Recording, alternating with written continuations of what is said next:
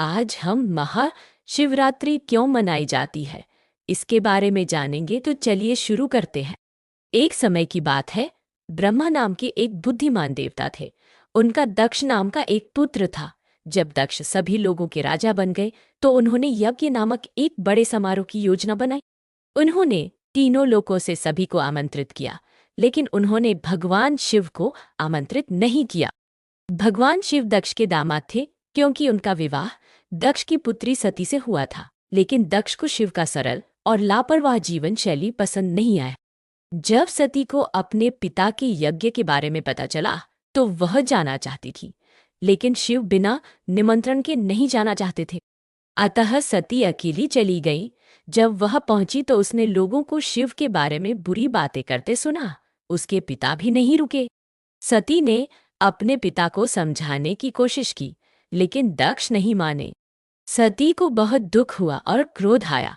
वह अपना और अपने पति का अपमान सहन नहीं कर सकी, इसलिए उसने यज्ञ की अग्नि में कूदकर अपनी जान दे दी। शिव के वफादार अनुयायी नंदी ने कैलाश पर्वत पर भगवान शिव को दुखद समाचार दिया। सती को बचाने के लिए शिव यज्ञ में पहुंचे, लेकिन तब तक बहुत देर हो चुकी थी। दुख और क्रोध से भरे शिव ने सती के शरीर को ले लिया और तांडव नामक नृत्य शुरू कर दिया। जिस दिन शिव ने यह नृत्य किया वह फाल्गुन माह के कृष्ण पक्ष की 14वीं रात थी। इस विशेष रात को महाशिवरात्रि कहा जाता है, जिसका अर्थ है शिव की महान रात।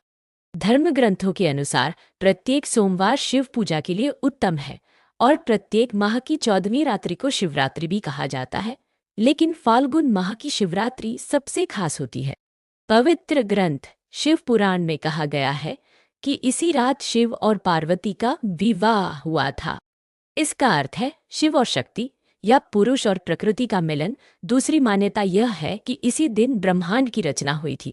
सती की मृत्यु के बाद शिव गहरे ध्यान में चले गए। उन्हें कोई नहीं जगा सका, विष्णु और ब्रह्मा भी नहीं। इससे विश्व के लिए कार्य करना कठिन हो गया। देवताओं को नहीं पता था कि शिव को कैसे जगाया जाए। इस बीच सती का पर्वत राजा की बेटी पार्वती के रूप में पुनर्जन्म हुआ। पार्वती शिव से प्रेम करती थी और उनका दिल जीतने के लिए उन्होंने कठिन तपस्या की।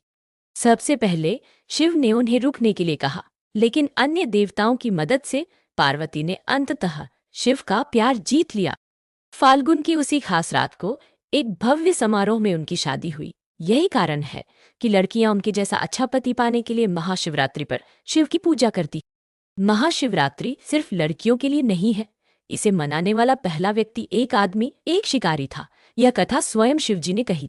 बहुत समय पहले काशी क्या अब वाराणसी नामक स्थान पर एक क्रूर शिकारी रहता था। उसने धर्म की परवाह नहीं की और जीविकोपार्जन के लिए जानवरों को मार डाला। एक दिन शिकारी शिकार करने के लिए जंगल में गया और रास्ता भटक गया। रात हुई और वह जंगली जानवरों से बचने के लिए एक पेड़ पर चढ़ गया। वह भूखा था और उसके पास खाने के लिए कुछ भी नहीं था। वह पेड़ से पत्ते तोड़कर गिराने लगा। वह एक बेल का पेड़ था और उसके नीचे एक शिवलिंग था। शिकारी को यह बात मालूम नहीं थी। शिवरात्रि की रात थी और शिकारी को भूख लगी थी। उसके द्वारा गिराए गए पत्ते शिवलिंगम पर गिर गए और अनजाने में उसने शिवरात्रि के लिए सही अनुष्ठान किया। अगले दिन शिकारी घर लौटा और उसे एक मेहमान मिला। उसने अपना भोजन अतिथि को दे दिया।